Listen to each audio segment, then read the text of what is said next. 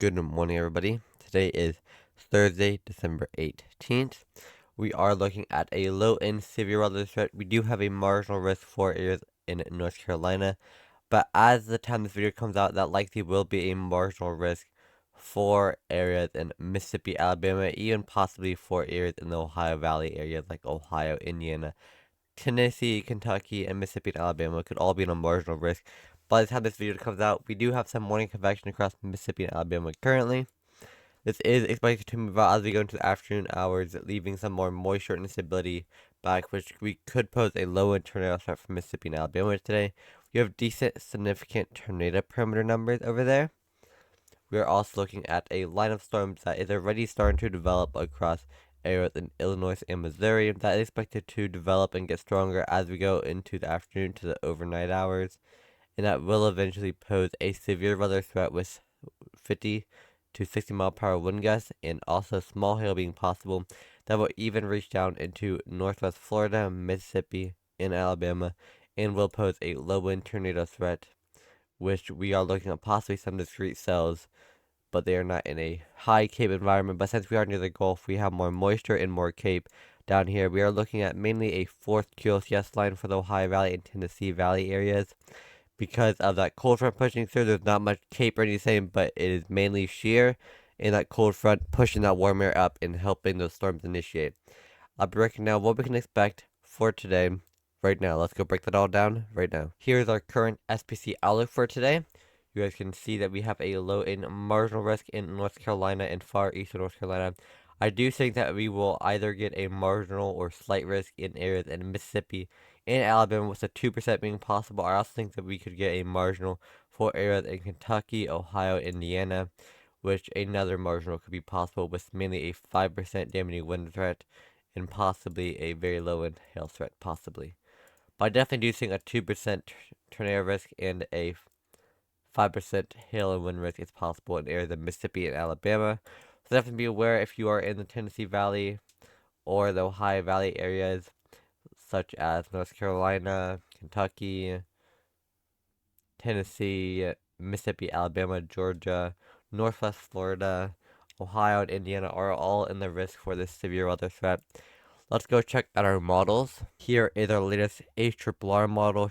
This is our precipitation type and rate, showing our low pressures, our high pressures, and also showing our rain and snow. Blue being snow, pink being sleet, and green being rain. You can see we have a low pressure system right now near northern Minnesota areas that is expected to move more east throughout the day and start to have that line of storms develop, as we do have warmer temperatures for much of the Midwest and Ohio Valley right now. As that cold front drives through, it's going to bring colder temperatures, but since it is running into that warm air, it's pushing that warm air up, and because of that warm air going up, it is basically forcing convection. Even though we don't have much moisture or cape, basically that warm and cold air colliding is forcing convection to happen. So it's very low in tornado risk for the Ohio Valley and Midwest areas, and same with the Tennessee Valley. But areas like Mississippi and Alabama down here could get a higher risk for tornadoes just because they are near the Gulf, and the Gulf is pushing more moisture in here, and it has more cape, which that is basically our storm's energies. And because of that, it is going to help pose a bigger tornado threat. We're not looking at a huge tornado threat today, just a possibility for a spin up or two. We currently do not have a 2%. We do not have a 2% tornado risk down in Mississippi or Alabama yet, but we likely will by the time this video comes out or later in the afternoon time. I'm surprised they do not have one yet, but this is a recent trend, and they just haven't updated the new SPC outlook yet. But as we go into the overnight hours, that does eventually go out and weaken a bunch by the time it gets to the East Coast. We still do have some discrete cells in front of it in North Carolina, which poses that 2%, that marginal risk for severe weather today. The likely will also extend into areas in the Ohio Valley, Tennessee Valley, and Mississippi and Alabama and Northwest Florida areas later today. But let's look at our jet stream and then our bulk shear, and then I will go into specific areas, like go look into the Ohio Valley and then look closer up in those areas. Look at these possible supercells we could also have in Mississippi and Alabama, with this system that could try to spin up a tornado or two. Let's go check that out. Here is our 500 millibar height wind.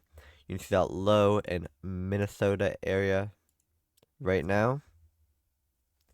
As we go ahead in time, it starts to dip down more. This will also bring temporarily colder temperatures also with this system, as we do have those warmer temperatures, which is going to, that cold and warm air colliding is going to push that storm, push the air up and help our storms have convection and actually develop, even though we don't have much ingredients. But the low is around the Great Lakes at this point near Wisconsin area, and you can see this big dip in the jet stream. That is basically showing that colder temperatures plummeting down in that cold front, which is going to help push storms to start up. But we can see down here in Mississippi and Alabama where that jet stream is very strong. It'll bring very strong winds with this jet stream also because of how strong. You can see where this running yellow is. That is about 50 knots plus of wind in the upper atmosphere, about 100 knots actually in the upper atmosphere. So this will bring very cold temperatures, very windy conditions, and also stormy conditions temporarily. But after it leaves, we are going to look at just a pretty stable jet stream with plummeting between cold and warm air, because we are in a little bit of a different quiet MGO phase right now, which is making our jet stream less active and our moisture less active. So we don't have our polar jet having as much disturbances right now. We are mainly having Canadian air drop down, which will keep on keeping the Midwest colder. But around Christmas time, we're now looking at a white Christmas for much of us in the U.S. But I'm not going to break that down in this video. This video is meant for our severe weather risk. Let's go check out our bulk shear. Our bulk shear, guys, here's our bulk shear. It is basically the wind direction change as we go higher into the atmosphere, and that also helps with rotating storms. But it can also help if we have a lot of bulk shear with cold fronts like this. It can also help with developing more storms. But you see we have about 50 to 40 knots across this entire line of this cold front, which is going to help push this storm, these warm air up, and help these storms actually fire off. We definitely have about very, very high bulk shear. Even though we don't have much cape, we still will have a 40 to 60 mile per hour wind gust possibly with this line of storms, and colder temperatures and very windy either way, even without the line of storm going through. Just because of this how strong this bulk shear and cold blast is going to be. But you can see as we go into the afternoon hours to nighttime hours in areas in Alabama and Mississippi where that we still have about 40 to 50 bulk shear, but we also have about 1,000 to 1,500 cape. So our joules per kilogram. So if you have very decent cape, nothing super crazy like in spring outbreaks or anything like that, but it is definitely enough cape for severe storms. So guys, it's definitely enough cape for severe storms. Here's our bulk shear for today, guys. This basically shows our wind direction change throughout as we go higher into the atmosphere. Helps with rotation also, but it can also help with firing storms off. But we can see we have about 40 to 50 knots of bulk shear, so a lot of shear because of this cold front, which is also going to help develop our storms. We have about 40 to 50 down in Mississippi and Alabama areas also with this cold front, this line of storms. But the difference is that these areas are near the Gulf and they have more moisture. That is going to help these storms fire and be more severe. We have more cape, which is basically our storm's fuel, and it makes them more severe. We have about 1,000 to 1,500 cape across much of Mississippi, Alabama, and northwest Florida throughout the afternoon into the nighttime hours. That's going to help our storms to actually fire. We're also looking at possibly some discrete supercells with this. But let's go check out the closer view. We're going to first look at the Ohio Valley area, so areas like Tennessee, Kentucky, Ohio, Indiana. And then we will move down south and look at northwest Florida, Mississippi, and Alabama. Here is our reflectivity. I mean, see, I'm only going to show reflectivity on here because there's not much cape or actual ingredient. It's just that forcing like I already showed. But we can see, as we go into afternoon hours, this line starts to develop more. As we go into areas in Indiana, it starts to get much stronger and bigger. It's going to be a very skinny line of storms, but it's only popping up. These storms are only firing because of that cold front going through. But then we see this line starts to get stronger as it goes into central Indiana areas. Then as it goes into Ohio, it starts becoming more scattered, not as heavy rain line of storms. but still it's going to bring gusty winds, 45 to 60-mile-per-hour winds for these areas. We could even get some small hail or even stronger 60-mile-per-hour plus wind gusts in areas in Kentucky and southern Kentucky and in Tennessee areas, as you can see where we have those pink areas. That is stronger rain and stronger reflectivity areas because those areas have a little bit more cape and more energy for these storms. But let's go check down into areas in Mississippi and Alabama and northwest Tennessee areas and look at those possible supercells. You already see some of them in northern areas right here on the Ohio Valley area. You already see those supercells firing. But let's go take a closer look at the Cape, the bulk shear, and what we can expect for there. Here is these areas for here. We can see if we go ahead in time. We already have some morning showers passing through, but these are not our main risk. So you see as we go into the afternoon to overnight hours, we start to see some cells start to fire in areas in Mississippi. Then eventually move into Alabama and central and northern Alabama, where we have about 800 to 1,000 cape in some areas. So the supercells we are seeing here, the actual stronger supercells, are actually outside of our main area where we have the strongest cape, which may help them not produce tornadoes. It's just a little risk for tornadoes. We still do have a risk for tornadoes, so I am talking about it and mentioning it. So make sure you guys are weather aware if you are in Mississippi, Alabama, Tennessee, Kentucky, Ohio, or Indiana. But we definitely see where like these supercells are more discrete, these cells that are discrete from each other, right before they fully collide into that line from that Gulf energy, Gulf moisture and Cape is going to help these supercells fire. And right before they become a full line, they could try to produce a weak spin-up tornado. It's a very real possibility, and as they move into Georgia and these outer Tennessee area, the line starts to weaken and eventually die out overnight. Just going to be some rain showers for the East Coast. So that is basically all for that. But let's look at our Cape, our significant tornado perimeter, which shows our basically if it's favorable for tornadoes, and then we'll also look at our bulk shear. Here is our surface-based Cape. We can see we have about 1,000 to 900 joules per kilogram in areas in Mississippi, in central Mississippi areas. But then at where the supercells are actually going to fire, we have about 600 to 800 cape. So we don't have anything crazy, but it's still possible for some severe storms. They just aren't as crazy as we'd have if we had like, let's say 1,000, 2,000 cape. We could definitely have these storms. It'd be a much bigger risk if we had that 2,000 plus cape. But since we are in winter, we are not going to be getting setups like that most often. Those are very rare for this time of year in winter. We still do have decent cape for these storms to fire before the supercells become into that line. But that cape starts to dissipate as we go into the overnight hours and overnight heating is out. And we start to see that we don't see much cape anymore. But we still have that line of storms because that cold front is still forcing that warm air up and forcing convection. So we do have a very low end tornado threat today. Very low end severe weather risk. But it still is a risk with gusty winds, heavy rain, and a weak spin up. A spin up, guys, it basically means a tornado that lasts. It drops down really quick for like 3 minutes or so.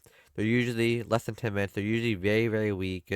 They get rated EF0 to EF1 if they even hit anything. Most of the time they're EFU, which is just unrated because they usually just hit maybe a few trees or so. But they're usually very, very weak, but they can still cause damage. It's still possible we could get a decently strong tornado.